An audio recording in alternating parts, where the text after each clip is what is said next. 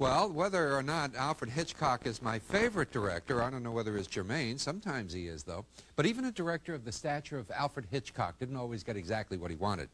While he was under contract to David O. Selznick, he wrote an outline for a movie that eventually was to become Saboteur. There was no interest, so he arranged for Selznick to lend him out to Universal. Well, the studio executives over there just loved this script, which was written by Hitchcock's former secretary, Joan Harrison, along with Peter Vertel and the legendary Dorothy Parker, so you can expect some pretty snappy dialogue here. But they didn't like Hitchcock's ideas in the casting.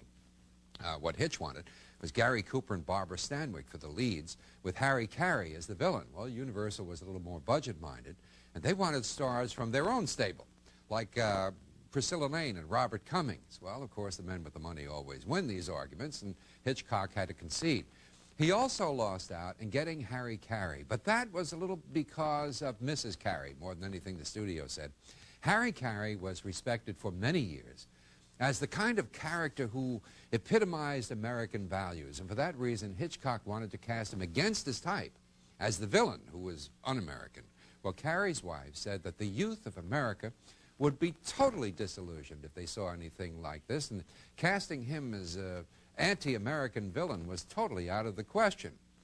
And with that, enter Norman Lloyd, who I think for this movie particularly is the perfect villain. Hitchcock may have wanted Gary Cooper for the lead, but he was not disappointed with Robert Cummings, who surprised both Hitch and the critics with an excellent performance. Oh, if you're looking for Mr. Hitchcock, who likes to make those cameo appearances, you'll see him early on in this movie at a newsstand. Here are Robert Cummings, Priscilla Lane, Norman Lloyd, and Otto Kruger in Saboteur.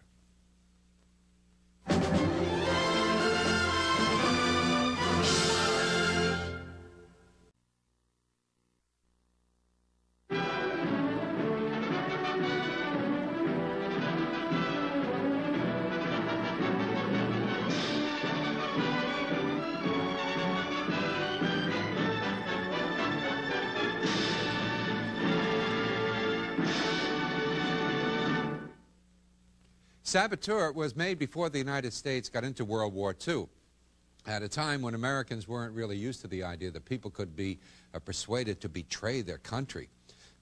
To bring that point home, Alfred Hitchcock wanted to call the film U.S., but U.S. could be a film about almost anything, and it led audiences to think that they were about to see some kind of an historical drama, so they dropped that. The studio suggested something more exciting, like Sabotage, which was on our minds a great deal back in those days, but Hitchcock had already made a film by that name when he was back in England.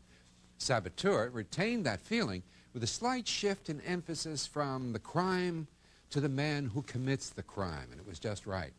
When we were kids, we all thought that Norman Lloyd would have been a lot better off if he had an American tailor.